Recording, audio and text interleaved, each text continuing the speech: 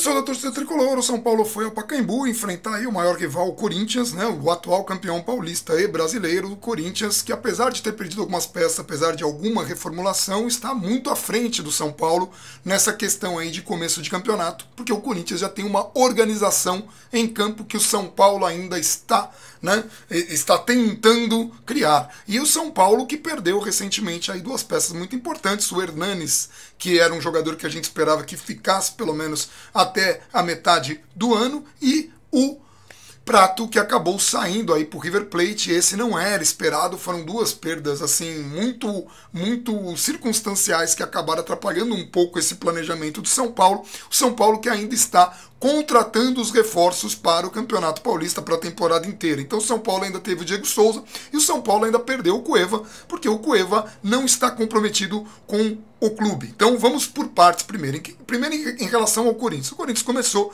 com a proposta de sempre. O São Paulo estava espelhado jogando no 4-1-4-1 exatamente como o Corinthians, e o Corinthians logo de cara fez um gol. O gol saiu logo no primeiro minuto. Isso atrapalhou um pouco, porque daí o São Paulo ficou o jogo inteiro tentando correr atrás do resultado, e o Corinthians fez um primeiro tempo muito superior. O São Paulo não se achava na marcação, alguns jogadores pareciam estar sentindo o peso da pré-temporada, e foi uma coisa que, por isso que eu condenei aquela mudança que o Dorival fez no planejamento, né? Quem quer que tenha feito essa mudança. O São Paulo deveria ter dado condições físicas para esses jogadores que não tinham feito pré-temporada. Era o caso do Cueva, que deveria não ter acontecido tudo aquilo, era o caso do Diego Souza, mas também era o caso do Petros, era o caso do Jusilei, era o caso desses jogadores que são pilares. Esses jogadores deveriam ter sido colocados apenas nesse jogo, dada a importância que esse jogo tem para o termômetro aí da torcida, que obviamente que agora a torcida já está caindo o mundo na cabeça do São Paulo, e a vitória diante do Mirassol quase não trouxe nenhum reflexo. Então era melhor ir com um time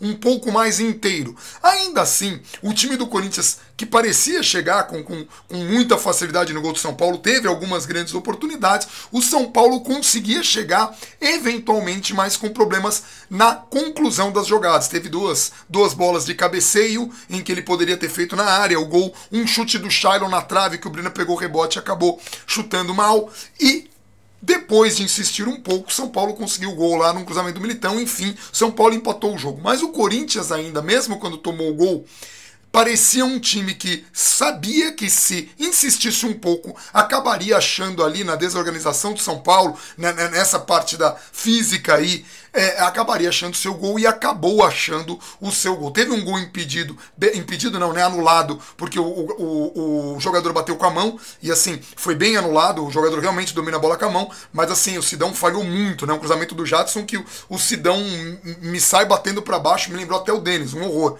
né, mas assim, o Corinthians acabou conseguindo o gol numa jogada de escanteio, numa falha individual. Então assim, nós tivemos falhas individuais que possibilitaram os gols do Corinthians, nós tivemos falha individual que permitiu aí o gol falhas individuais que permitiram o gol do São Paulo. O problema é que aí, para o segundo tempo, o São Paulo voltou muito melhor, muito mais agressivo, com muito mais vontade, só que não conseguia, apesar de ter um domínio da bola, apesar de manter mais tempo a bola, não conseguia agredir o adversário, não conseguia chegar efetivamente ao gol. Teve aí uma oportunidade com o Brenner, que o zagueiro do Corinthians conseguiu tirar praticamente em cima da linha.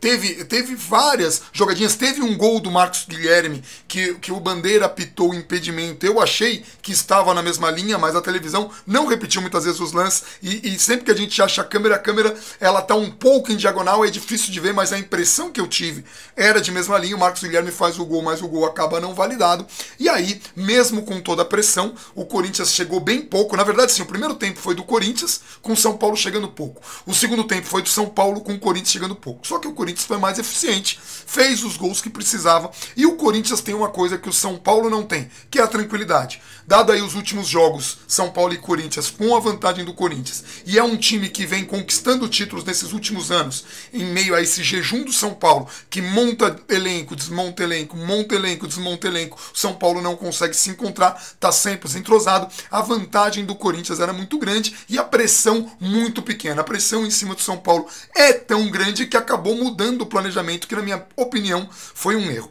Eu vou mostrar os gols aqui, a gente sempre pega os gols do UOL, então aqui seguem os gols para que vocês entendam o que foi esse jogo. O primeiro gol foi do Corinthians aqui, o toque do Jadson. Percebam que o Rodrigo Caio sai para fazer a cobertura, porque o Militão ele erra o bote no meio, um lance normal, o Militão sai, o Rodrigo Caio, que muita gente condenou o Rodrigo Caio, eu vou até voltar aqui o lance, aqui ó, Rodrigo Caio vem para fazer a cobertura e o jogador toca, entre ele e o Jusilei, a zaga para e o próprio Jadson lá que fez o toque faz o gol. Aí a galera falou, esse lance é um lance do Rodrigo Caio? Não, não é um lance do Rodrigo Caio. O Rodrigo Caio foi fazer a cobertura e foi um gol do Corinthians, mais de uma bobeada. Mas o Rodrigo Caio foi fazer o que ele tinha que fazer, a cobertura do lateral, que parou, e aí a defesa do São Paulo ficou toda parada e o Jadson saiu em condições. Depois foi a vez aí da jogada do Éder Militão. Ele fez um cruzamento rasteiro, aí o Cássio podia ter saído melhor, o Fagner podia ter feito a cobertura, mas o Brenner chegou ali no meio dos dois e conseguiu tocar a bola pro gol. Assim, um grande oportunismo do Brenner, um bom cruzamento o Fagner estava aqui, né? Do Éder Militão e tal. E aí, aqui essa foi uma grande falha. O Jadson bate o escanteio e o Anderson Martins, ele se perde na marcação. Essa foi uma grande falha aí do Anderson Martins, tá vendo aqui? Ele fica meio confuso, não sabe quem vai marcar, fica meio que marcando a bola, e aí o jogador do Corinthians, o Balbuena, acaba fazendo o cabeceio e completando e dando números finais à partida. Mas aí assim, a galera vai falar, então Anderson Martins é uma desgraça de zagueiro. Não é uma desgraça de zagueiro, é um bom zagueiro, falhou, foi um erro infantil, foi um erro bobo, porque na verdade assim, o Casim ele se atraca com o Rodrigo Caio, no que muita gente consideraria uma falta, mas os dois estavam fora do lance. O Anderson Martins fica confuso entre prosseguir, sabe-se lá porque com o Rodrigo Caio, ele fica olhando a bola e não olha o marcador dele, então assim, ele erra muito e acaba possibilitando ao melhor jogador de cabeça deles fazer o gol, né? Então, enfim, tem algumas considerações aí para fazer. É que o Anderson Martins falhou, porém, ele é um bom zagueiro e é uma falha natural de começo de pré-temporada, e que nem eu falei aqui, gente. Zagueiro falha. O que não pode é falhar sempre, o que não pode é falhar regularmente. Ele tá longe de ser o caso do Anderson Martins, espero, pelo menos pelo que ele jogou, né, antes dele chegar no São Paulo. Ele era um zagueiro bastante regular, um zagueiro bom que falhava pouco, a gente espera isso aqui no São Paulo. E a mesma coisa do Rodrigo Caio. O Rodrigo Caio que fez um grande jogo, teve um momento ali de uma bobagem da defesa do São Paulo, que o Rodrigo Caio fez a cobertura exata para evitar ao Corinthians o gol. Quem jogou mal? O Diego Souza foi muito mal. Para que você tenha uma ideia, ele concluiu uma bola em gol, que foi uma bola que ele virou e ele tinha que bater, e ele deu um toquinho achando que alguém ia chegar.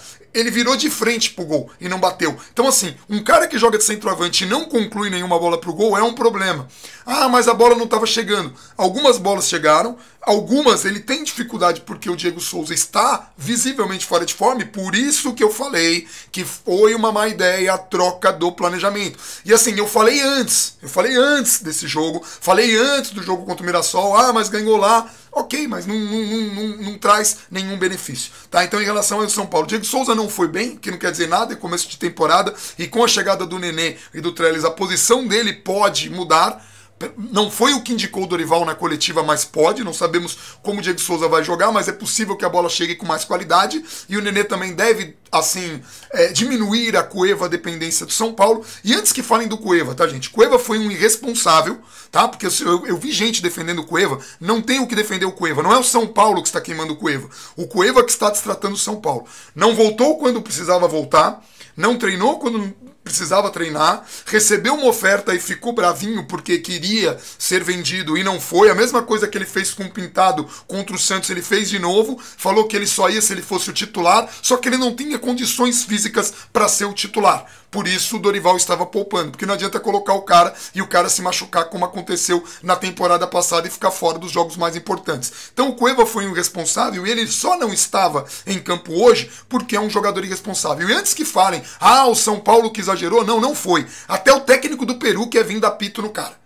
Então assim, a imprensa toda do país do cara entende que ele foi um irresponsável, que ele foi um mimado, que ele foi um garoto, e ele não joga bola pra tudo isso, pra ser mimado desse jeito. Não daria tanta diferença assim pelo que ele jogou nesse começo de temporada, porque ele está visivelmente fora de forma. Então assim, o Corinthians ganhou o jogo justamente, ganhou o jogo muito bem, porque é o favorito, é o campeão paulista, é o campeão brasileiro, é um time que jogou as primeiras 4 partidas em casa, enquanto São Paulo teve o desgaste das viagens, Libertadores, o São Paulo está ainda se ajustando, o São Paulo que vem de uma reconstrução porque fez um 2017 catastrófico e além de fazer esse 2017 catastrófico, perdeu suas duas principais peças, Hernanes e Prato. Então assim, a diferença entre os dois times era enorme antes do confronto.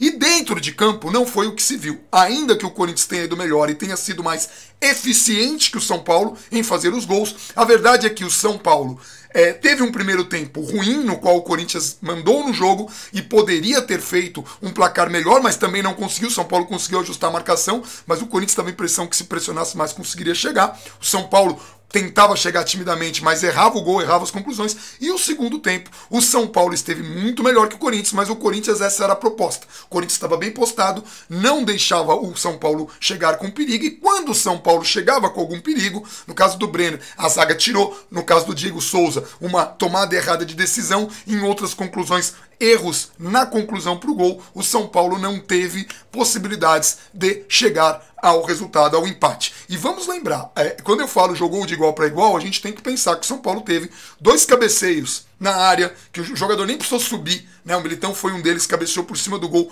em condição de fazer o gol. Teve o chute na trave do Shailon, que a bola ainda sobrou pro Brenner, condição clara de gol também. O São Paulo teve a bola do Brenner, que o zagueiro tirou em cima da linha, condição de gol também. Então assim, o Corinthians teve muitas oportunidades, mereceu a vitória, mas o São Paulo teve oportunidades também, porque a galera que vai só olhar o resultado vai falar assim, mas perdeu de novo, sempre perde, sempre... As circunstâncias eram favoráveis ao Corinthians, que já é um time que, quando está em circunstâncias piores, já consegue jogar e ganhar, porque nesses últimos tempos o Corinthians tem ido melhor nos clássicos de São Paulo, tem entrado mais determinado. Hoje não faltou determinação, faltou físico, faltou aí tomada de decisões, faltou também um pouco de sorte, como na bola do Shailon, como na bola do Militão que foi para fora, como na bola do Brenner que o zagueiro conseguiu cortar. Então assim, às vezes falta um pouco de sorte. O Corinthians está mais organizado, o Corinthians está realmente na frente de São Paulo, mas o São Paulo mostra que com as chegadas aí de Trellis, de Nenê, pode sim conseguir fazer um campeonato, uma temporada melhor do que foi a temporada passada. Então assim, o sentimento é de tristeza, de decepção e também de raiva. Eu até esperei um pouco para começar esse vídeo. Obviamente que toda a torcida do São Paulo está bastante irritada, mas tem sim coisas boas pra gente tirar desse jogo, grandes lições, e a gente nem tem muito tempo para isso, porque o time volta na quarta-feira pela Copa do Brasil, aí para enfrentar o Madureira em jogo único. Então São Paulo tem que se concentrar nesses campeonatos, Copa do Brasil e Sul-Americana, e tratar esse Paulista como pré-temporada. Ainda que tenha gente que defenda, não pode, porque isso é soberba, não. Nas condições que o time está de reconstrução, é mais inteligente tratar o Campeonato Paulista como pré-temporada. Por quê? Porque quando chegar na fase de mata-mata, é muito provável que lá estejam os 4 times. O Palmeiras, o Corinthians, o Santos e o São Paulo. É muito provável que esses 4 times caiam, tá? E desses 4 times, 2 pelo menos estão numa vantagem bastante grande em relação ao São Paulo, e um terceiro, que é o Santos, está numa vantagem também um pouco à frente, principalmente com a chegada aí do Gabigol, e com menos pressão, mas não tão à frente quanto Palmeiras e Corinthians. O Palmeiras porque tem um super elenco, o Corinthians porque é o atual campeão e tem aí então uma certa tranquilidade para trabalhar, o Santos porque também tem a Libertadores. Então somente o São Paulo que está desesperado e é o time que está em montagem. Quando chegar nessa fase, o São Paulo precisará se superar para conseguir beliscar, para conseguir conquistar o título. É um título bastante difícil de ser conquistado. Então é melhor tratar esse campeonato como pré-temporada, fazer o possível para achar as peças e concentrar as forças na Copa do Brasil e na Sul-Americana, que são torneios mais fáceis, sem descuidar do brasileiro para a gente não passar o sufoco, para a gente conseguir brigar na parte de cima da tabela. Então é isso, essa é a realidade do São Paulo. São Paulo vai ter que aí se ajustar, tem que torcer muito pro Nenê e pro Trellis se encaixarem, pro São Paulo começar a mudar suas características de jogo e principalmente agredir mais. Então é isso, é uma derrota dolorosa aí para a torcida, mas que não é tão ruim quanto poderia ter sido, diante das circunstâncias que favoreciam o adversário, que já era favorito sem as circunstâncias, né? Quando eu falo das circunstâncias, é a perda do Cueva, a perda do Hernanes e a perda do Prato, que ainda o São Paulo não conseguiu assimilar no pouco tempo que teve das perdas até as chegadas dos reforços, que ainda nem chegaram no Morumbi, é o caso do Nenê e do Trellis, tá bom? Gente, é isso, um abração para todo mundo, a gente precisa lotar o Morumbi porque vai fazer toda a diferença do mundo a torcida do São Paulo empurrar esse time desde o começo. Eu sei que é difícil, mas ninguém falou que torcer para um time de futebol, amar um time de futebol, ninguém falou que era fácil. Nós temos que carregar o São Paulo nas costas, porque nos tempos de grandeza o São Paulo carregou essa torcida com títulos enormes e com uma história maravilhosa. A gente precisa agora carregar o time nesse momento difícil para que essa história volte. Um abração para todo mundo e até o próximo vídeo. Na terça-feira tem live às 9 horas. Não perca aqui, a gente vai discutir um pouco mais sobre o clássico, sobre as repercussões e sobre tudo que vai acontecer do jogo São Paulo e Madureira no dia seguinte, tá bom? Terça-feira às 9 horas eu volto aqui. Um abração para todo mundo e até lá.